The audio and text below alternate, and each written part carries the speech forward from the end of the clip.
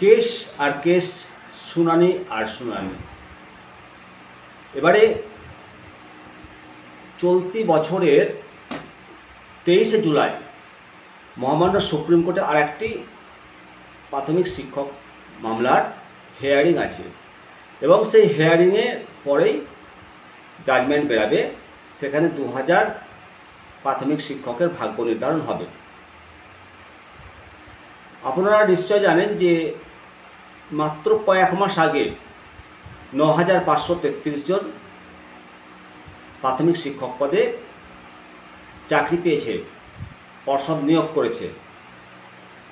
তারপরে 2000 পদ খালি আছে। সেই 2000 পদে নিয়োগের জন্য ইন্টারভিউ হয়েছে। ইন্টারভিউ হওয়ার পর কিন্তু নিয়োগ হয়নি এবং তাদের তালিকা প্রকাশ করেনি প্রাথমিক শিক্ষা পর্ষদ। মেধা তালিকা প্রকাশ না করা এবং নিয়োগ না দেওয়া, এই নিয়ে অভিযোগ জানিয়ে 2020 এবং 2022 সালের যারা ডিএলএড পাস করেছিল তারা মামলা করে। এই মামলার শুনানিতে গত বুধবার মহামান্য সুপ্রিম কোর্টের মাননীয় বিচারপতি বোপান্না মহাশয় এবং বিচারপতি মাননীয় সঞ্জয় কুমারের বেঞ্চ নির্দেশ দিয়েছে পর্ষদকে যে আগামী 23শে জুলাই এই মামলার শুনানি হবে এবং শুনানির সময় পর্ষদকে একটি সিল্ড খামে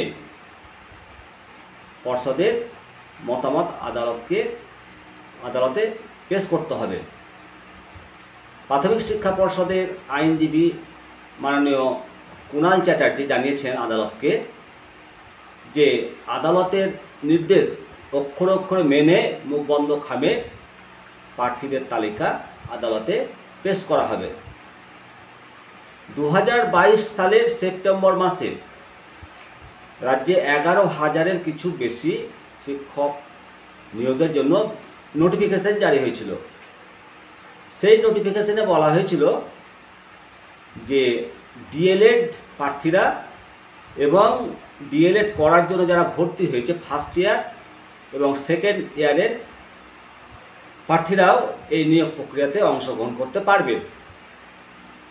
পর্ষদের এই বিজ্ঞপ্তির বিরুদ্ধে কলকাতা হাইকোর্টে মামলা হয়েছিল এবং তৎকালীন মামলায় সেই সময়কার বিচারপতি মাননীয় অভিজিৎ গঙ্গোপাধ্যায়ের এজলাসে শুনানি হয় এবং পর্ষদের সিদ্ধান্তকে মান্যতা দিয়েছিল মাননীয় বিচারপতি অভিজিৎ গঙ্গোপাধ্যায়। পরে সেই মামলা আবার চ্যালেঞ্জ হয় এবং সেই মামলা মাননীয় সুব্রত তালুকদার এবং মাননীয় সুপ্রতিম ভট্টাচার্যের ডিভিশন বেঞ্চে পর্ষদের এই বিজ্ঞপ্তি নোটিফিকেশন খারিজ হয়ে যায় ডিভিশন বেঞ্চে এবং তখন জানিয়েছিল যে যারা ট্রেন করেছে কমপ্লিট তারা এই প্রক্রিয়ায় অংশগ্রহণ করতে পারবে। ট্রেনিং সম্পূর্ণ না হলে নিয়োগ প্রক্রিয়ায় অংশগ্রহণ করতে পারবে না।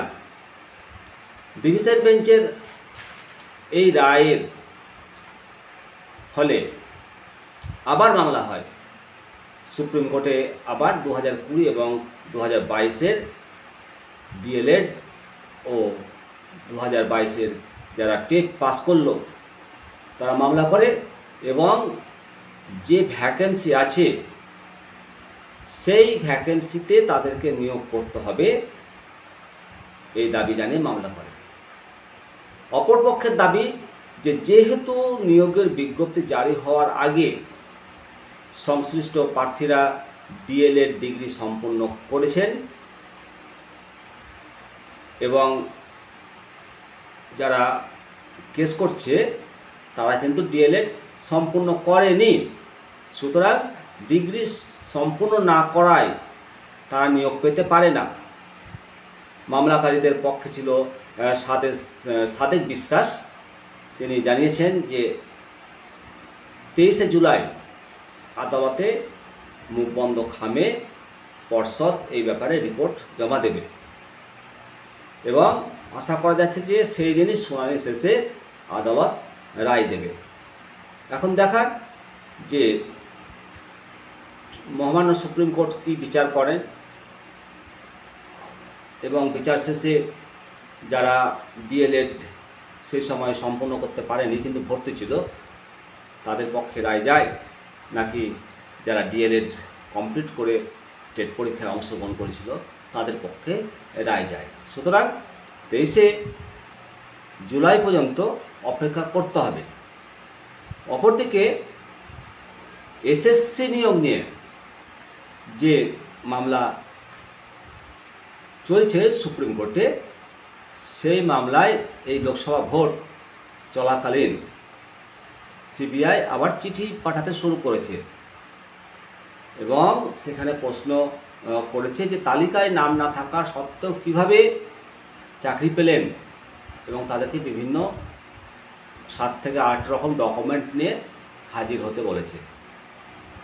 সুতরাং এই যে চাকরি নিয়ে একের পর এক কেস এবং তার উপরে মানে আমাদের এই রাজ্যে কেস ছাড়া একটাও চাকরি হয়নি, আর যেগুলো চাকরি হয়েছে এই সরকারের আমলে একেবারে নিশ্চিন্ত নয় কেউ,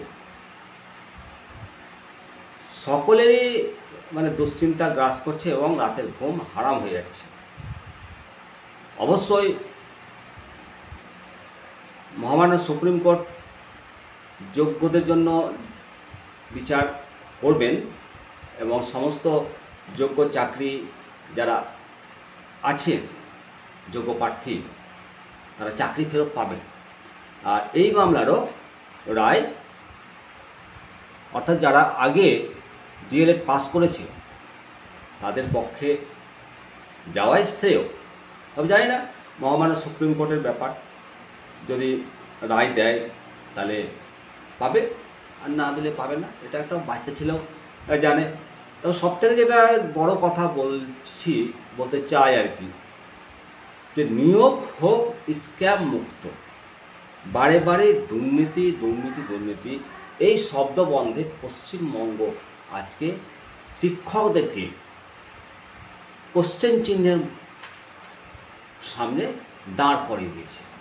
এই ব্যবস্থা চলতে পারে না। শিক্ষা ব্যবস্থাকে শৃঙ্খল মুক্ত করতে হবে। শিক্ষকের ওপর, বিদ্যালয়ের ওপর সমাজের প্রচুর আশা আকাঙ্ক্ষা ভরসা। তাই আপনার সন্তান, আমার সন্তান সবাই আগামী দিনে দুর্নীতিমুক্ত নিয়োগ পাবে, এই অঙ্গীকার আমাদেরকে দিতে হবে। সকলে ভালো থাকুন, সুস্থ থাকুন। নমস্কার।